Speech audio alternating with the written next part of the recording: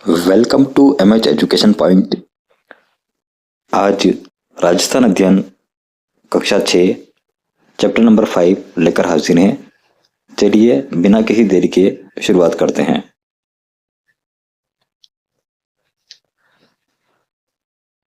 रविवार का दिन था। दिशा अपनी माँ के साथ गांव के पनगट पर पानी भरने गई थी। पानी लेकर आते समय उसने पनगट के पास बने हुए पुराने किले पर कुछ लोगों को घूमते हुए देखा, फोटो लेते हुए देखा। ये देखकर के उसकी माँ से उसने प्रश्न पूछा कि ये लोग कौन हैं और यहाँ पर क्या कर रहे हैं। माँ ने बताया ये पर्यटक है और पुराने किले को देखने आए हैं।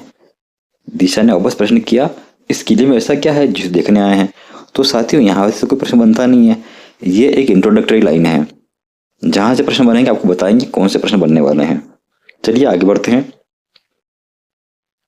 तो माँ ने बताया कि ये किला बहुत पहले इस गांव के जागीरदार ने बनवाया था। वे इसमें रहते थे और इसकी प्राचीनता के कारण पर्यटक इसे देखने आते हैं। अब दिशा ने एक सवाल और कर लिया कि ये जागीरदार कौन थे और अब वे कहाँ रहते हैं। तो माँ ने मुस्कुराते हुए जवाब दिया, पहले जागीरदारी गांव के जो प्रशासक होते थे और इनके पास ही गांव की देख रेख की जिम्मेदारी होती थी। दिशा माँ से कुछ और प्रश्न पूछती उससे पहले उसका घर आ गया। वो उसके प्रश्नों का सिलसिला टूट गया। दिशा के मन में जागीरदार को लेकर कई प्रश्न घूम रहे थे। अब देखो साथियों, यहाँ से भी कोई प्रश्न बनने की गुंजाइश नहीं है। चलिए आगे बढ़ते हैं। तो दूसरे दिन क्या होता है कि वो स्कूल में जाती है और अपने अध्यापक से कक्षा में आते से प्रश्न पूछ लेती है कि जागीरदार कौन थे, अब ये कहाँ गए। क्योंकि कल उसकी माँ से पूछा था तो इस दौरान घर आ गया था। अब देखिए अध्यापक ने क्या कहा, चलो आज आपको जागीरदार के और जागीरदारी के बारे में जानकारी दी जाती है। यहाँ से अभी तक कोई प्रश्न बनने की गुंजाइश नहीं बन रही साथियों। चलिए आगे देखते हैं। तो आजादी से पहले हमारा राजस्थान वर्तमान सूबा नहीं था। यह मुख्यतः विभिन्न रियासतों में विभाजित था और ये रियासतें जो थी स्वतंत्र राज्य की तरह शासन संचालन करती थी। रियासतों के शासक अपने मंत्रियों एवं जागीरदारों की सहायता से शासन संचालन किया करते थे। शासक शक्ति का सर्वोच्च केंद्र होता था और शासन का यह प्रकार राजशाही शासन कहलाता था। तो यहाँ से भी अभी तक इंपॉर्टेंट कोई जानकारी मिली नहीं साथियों। चलिए आगे बढ़ जाते हैं। राजशाही शासन का स्वरूप। राजस्थान की विभिन्न रियासतों और राज्यों में सिसोदिया, राठौड़, कछवाहा और चौहान आदि वंश शासक राज्य करते थे। ये अलग अलग राज्य के थे किंतु शासन व्यवस्था लगभग समान रहती थी। विभिन्न रियासतों के शासन संचालन के लिए केंद्रीय व्यवस्था के पदाधिकारी राजा, मंत्री, बख्शी, खजांची, परगना अधिकारी होते थे। यहां तक भी कोई प्रश्न बना नहीं साथियों, लेकिन हम हर एक लाइन को पढ़ेंगे। बढ़ते हैं आगे। अब देखिए आगे क्या आता है। राजा राजा तो था राज्य की संपूर्ण शक्ति का सर्वोच्च केंद्र होता था। सामान्यतः राजा अपने सलाहकारों और मंत्री परिषद के सदस्यों से उनके सहयोग से सहायता लेकर के शासन को चलाया करते थे। यहां तक भी कोई प्रश्न बना नहीं साथियों। चलिए आगे बढ़ जाते हैं। बात करते हैं मंत्री की। तो साथियों, मंत्री की बात की जाए तो मंत्री अपने राजकार्य चलाने के लिए शासन व्यवस्था में मंत्रियों के साथ सहायता लिया करते थे। और मंत्री को क्या कहते थे, जो प्रमुख मंत्री होता है उसको दीवान कहे जाते थे। राजा समय समय पर क्या करता था, अपने मंत्रणा करके यानी लोगों से सलाह मशविरा करके, यानी उनके मंत्रियों जो कोई नियुक्त मंत्री थे उनसे सलाह मशविरा करके जटिल समस्याओं को सुलझाने का काम किया करते थे। अच्छा, बख्शी क्या होता है, ध्यान दीजिएगा। यहाँ से थोड़ा सा एक इंपॉर्टेंट पॉइंट शुरू होता है हमारा। बख्शी कौन होता था? सेना को वेतन देने तथा सेना संबंधी कार्य करने की जिम्मेदारी बख्शी की होती थी। ठीक है, तो यहाँ से प्रश्न बनने की गुंजाइश है कि बख्शी कौन होता था। बख्शी क्या करता था कि वो सेना को वेतन देता था और अन्य कार्य करता था। यानी खास करके क्या आएगा, सेना को वेतन देने वाले को क्या कहते हैं, बख्शी कहते हैं। खजांची, जैसे कि खजाना जिसके पास में हो। ठीक है ना साथियों, खजांची मतलब जिसके पास खजाना हो, समझ गए। आमदनी और खर्च के हिसाब को संतुलित रखना और बचत को सुरक्षित करके राजकोष में वृद्धि करना खजांची का कार्य होता था। चलिए साथियों आगे बढ़ जाते हैं। परगना अधिकारी। राज्य परगनों में विभाजित था तथा परगने में शांति व्यवस्था बनाए रखने की जिम्मेदारी किसकी होती थी? परगना अधिकारी की होती थी। ग्राम राज्य की सबसे छोटी इकाई थी। हाँ, राज्य की सबसे छोटी इकाई कौन सी थी, आपको ध्यान रखना, ग्राम।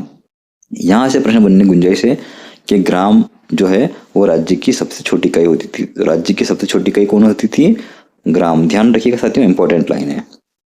ग्राम का प्रशासन ग्राम पंचायत ही क्या करती थी। आगे बढ़ जाते हैं। जागीरदारी व्यवस्था। एक व्यवस्थित राज्य के लिए प्रशासनिक व्यवस्था अनिवार्य तत्व है। राजस्थान के मध्यकाल का अगर संपूर्ण राज्य की बात करें तो वहां पर राजतंत्र था और जागीरदारी व्यवस्था आधारित थी। राज्य की जागीरदारी व्यवस्था का रक्त संबंध एवं कुलाय भावना पर आधारित प्रशासनिक और सैनिक व्यवस्था थी।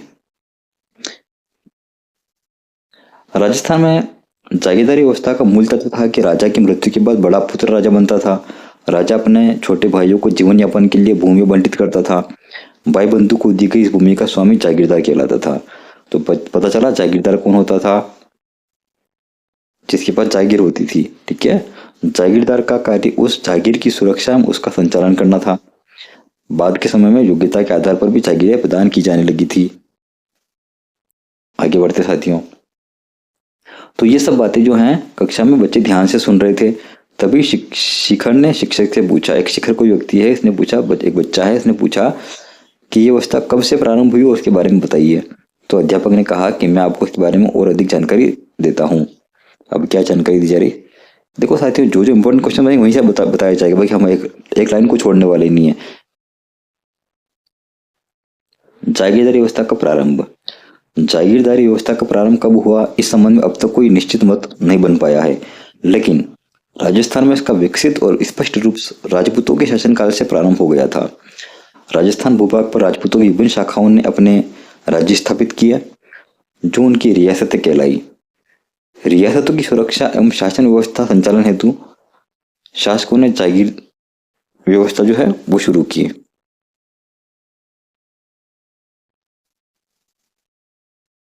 आगे बढ़ जाते साथियों, जागीरदारी व्यवस्था का स्वरूप क्या था। राजस्थान में यह एक रक्त संबंध पर आधारित सगोत्री कुली व्यवस्था थी, यानी पिता से बेटा बनेगा या उसके कोई भाई वगैरह जो है वो शासन करेंगे। राजा महत्वपूर्ण प्रशासनिक पदों पर जागीरदारों को नियुक्त किया करते थे, और साथ ही में जो है राजा और जागीरदार के संबंध स्वामी और सेवक के नहीं होते थे, बल्कि भाईचारे एवं सौहार्द पर आधारित होते थे।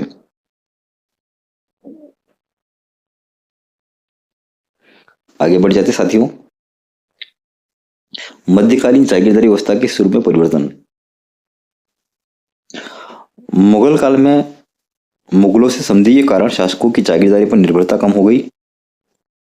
शासक मुगल मनसबदार बन गए और उन्हें मुगल का संरक्षण प्राप्त हो गया। इससे शासक जागीरदारों के स्वामी जैसे व्यवहार करने लगे। प्रारंभ में जागीरदार युद्ध एवं शांति के समय राजा अपनी सेवाएं देते थे, लेकिन मध्यकाल में सेवाओं के साथ साथ कर व्यवस्था निर्धारित कर दी गई, जिसका उल्लेख जागीर पट्टे में किया जाता था। मुगल प्रशासन प्रणाली का कुछ व्यवस्था जो है वो राजस्थान में भी इसका असर पड़ा है, और रियासतों ने अपने प्रशासन को परगनों और ग्रामों में बांट दिया, विभक्त कर दिया। अध्यापक ने साथ साथ में क्या बताया कि अंग्रेजों की शासन व्यवस्था को समझा दिया। अब देखो क्या थी अंग्रेजों की शासन व्यवस्था। अंग्रेजों का शासन, अंग्रेजी राज्य की स्थापना के साथ ही भारत प्रशासनिक दृष्टि से दो भागों में विभाजित हो गया। पहला कौन सा था, ब्रिटिश भारत, और दूसरा रियासती भारत। अच्छा, ब्रिटिश भारत क्या है, ब्रिटिश कालीन भारत की बात करें तो केंद्र शासित प्रदेशों एवं 11 प्रांतों से बना हुआ था। सभी प्रांतों के अलग अलग गवर्नर थे, जो कि भारत के गवर्नर जनरल के प्रति उत्तरदायी होते थे। आगे बढ़ते हैं। 1857 की क्रांति के समय उसके बाद में ईस्ट इंडिया कंपनी का शासन समाप्त हो गया। अब भारत के प्रशासन का सीधा नियंत्रण जो है वो इंग्लैंड के ताज एवं संसद के नियंत्रण में आ गया।